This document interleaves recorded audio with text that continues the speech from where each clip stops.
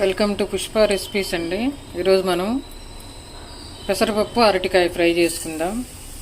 నేను ఇంట్లో చేసిన పెసరపప్పు ఇది. చూడండి, పెసర్లు కొనుక్కొచ్చుకొని పెసర్లు ఇసురుకొని ఆ పప్పు బాగుంటుంది. ఇట్లా మనం ఇంట్లో పెసర్లు కొనుక్కొని ఇసురుకొని నానబెట్టేసరికి కాస్త పొట్టు ఊడింది, ఇంకా కొంచెం ఉంది పొట్టు.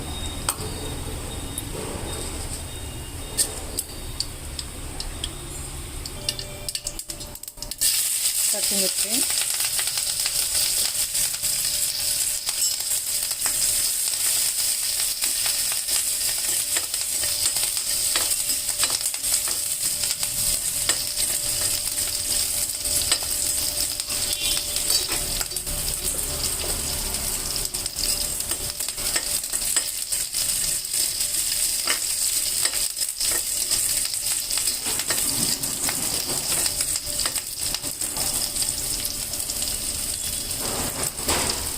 నేను ఒక 2 వెల్లుల్లిపాయలు వేస్తాను, 3 పాయలు, ఒకటే అరటికాయ గుప్పెడు పెసరపప్పు, 3 పాయలు వేస్తున్నా. మీకు నచ్చితే వేసుకోండి, లేకపోతే లేదు.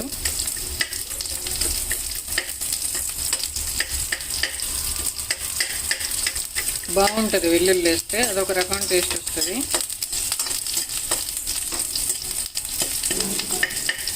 ఉల్లిపాయల కన్నా ముందే ఎల్లిపాయ వేయాలి, వేస్తేనే మంచి వాసన వస్తుంది, మంచిగా ఏగుతుంది. తర్వాత ఉల్లిపాయలు.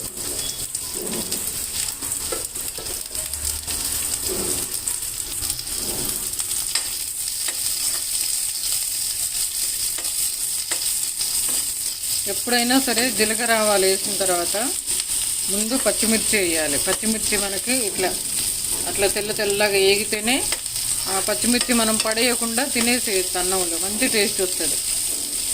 లాస్ట్కి వేస్తే ఏమైందంటే ఏగక తినబుద్ధి కాదు, అది పడేయాల్సి వస్తుంది. చూడండి, ఇట్లా తెల్లగా ఏగినాయి కదా, అట్లా ఏగితే బాగుంటాయి ఇవి.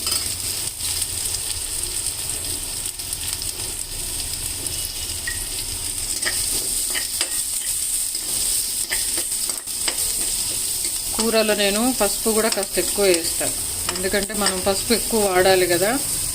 అందుట్లో ఆడవాళ్ళకు పసుపు ఎక్కువ వాడాలి, మగవాళ్ళకు కూడా మంచిదండి పసుపు వాడితే.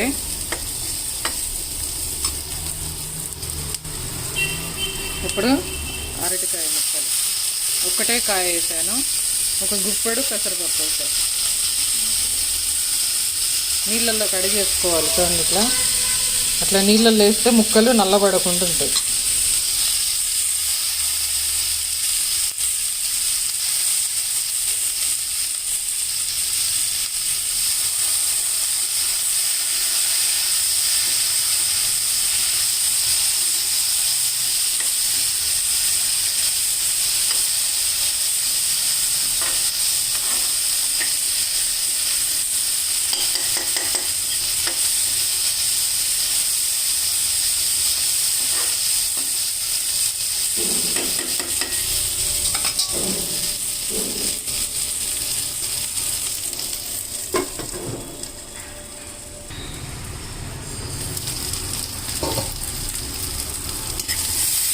ఒక 2 మినిట్స్ అంతే, ఎక్కువసేపు అక్కర్లేదు. 2 మినిట్స్ అట్లా ఉంచుకుంటే ముక్కలు కాస్త నూనెలో వేగినట్టు అవుతాయి. ఈ ముక్కలు వేగిన తర్వాత మనం ఈ పప్పు 1 గంట నానబెట్టుకున్నాం కదా, ఈ నానబెట్టిన పప్పు దీంట్లో. ఇది నేను ఇంట్లో తయారు చేసుకున్న పప్పు అండి, బాగుంటుంది టేస్టు. చిన్న పప్పు. చూడండి, నేను పల్లెటూరులో తీసుకున్న పెసర్లు తెచ్చుకొని విసిరించుకొని పొట్టుపప్పు చేసుకున్నా.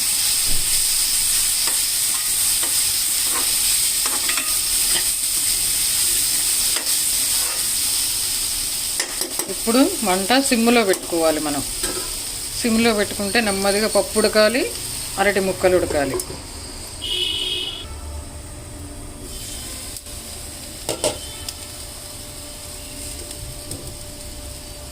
చూడండి, 1 స్పూను సాల్ట్,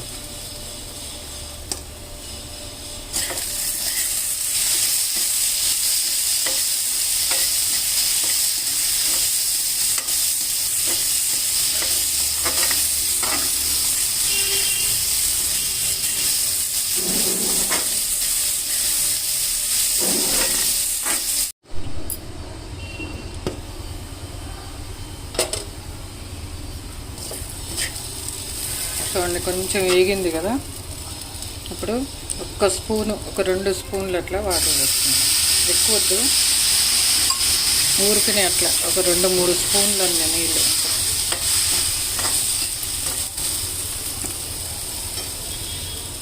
కొత్తిమీర వేసుకున్నాం.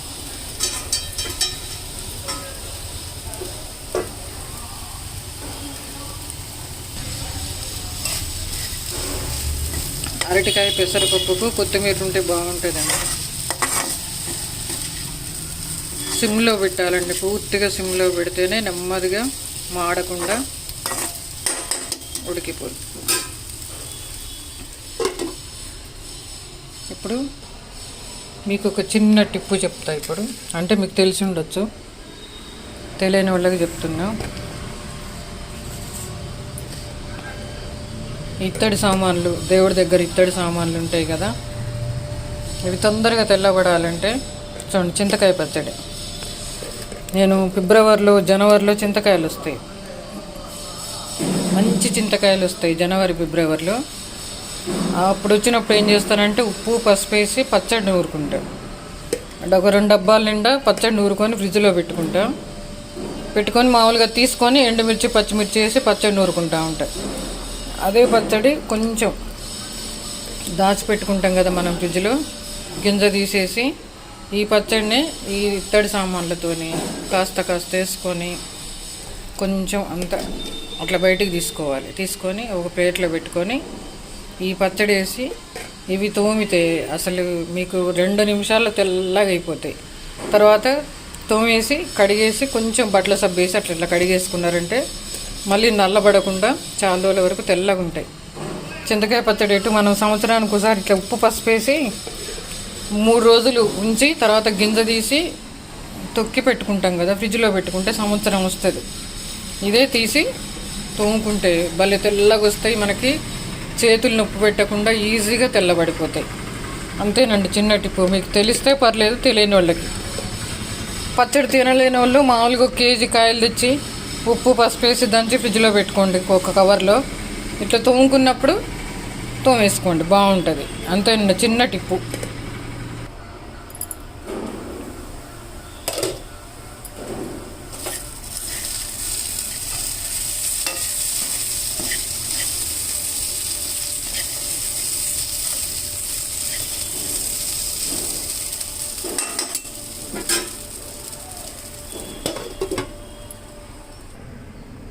దీంట్లోకి ఒక చిన్న ముక్క పచ్చి కొబ్బరి కాస్త పొడి చేసుకున్నా. చూడండి బాగుంటుంది పచ్చి కొబ్బరి వేస్తే.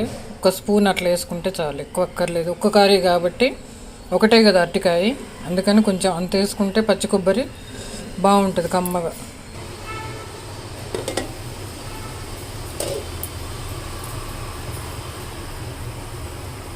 కొద్దిగా కారం వేసుకుంటున్నాం. మీరు పచ్చిమిరపకాయలు సరిపోతే పర్లేదు, నాకు పచ్చిమిరపకాయలు ఎక్కువ కారం ఉండట్లేదు ఇవి, అందుకని కాస్త కారం వేస్తున్నా. చూడండి పప్పు కొంచెం అట్లా 75% ఉడికింది. అంతే ఉడకాలి, మొత్తం ఉడకొద్దు మెత్తగా. అట్లా ఉడికితేనే బాగుంటుంది ఫ్రై. నీళ్ళు అన్నీ పోసుకోండి అంతే, అన్ని నీళ్ళు అట్లా చల్లిస్తే సిమ్లో పెడితే అదే మగ్గిపోద్ది. దీనికి కాస్త పచ్చి కొబ్బరి పొడి కొద్దిగా, పచ్చి కొబ్బరి పొడి వేస్తే బాగుంటుంది కూరలో. దించే ముందే వేసుకోవాలి, ఒక 2-3 మినిట్స్కి దించుతామనగా అప్పుడు వేస్తే బాగుంటుంది. చూడండి ఇట్లా పొడిగా ఉంటుంది, బాగుంటుంది.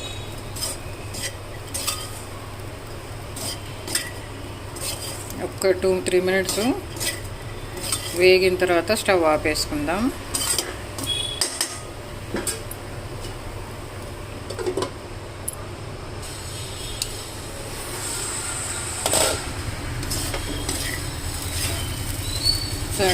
అరటికాయ పెసరపప్పు పొడి కూర అయిపోయింది, అంతే. స్టవ్ ఆపేసుకుందాం. స్టవ్ ఆపేసాను. స్టవ్ ఆపేసిన తర్వాత ఇంకొకటి చూడండి, ఒక 4 చుక్కలు నిమ్మరసం పిండుకుందాం. ఒక సగం పిండాను, ఇంకొక సగం దీంట్లోనే ఉంది. చాలు, సగం పిండితే చాలు, మరి ఎక్కువ పుల్లగా అయిపోద్ది.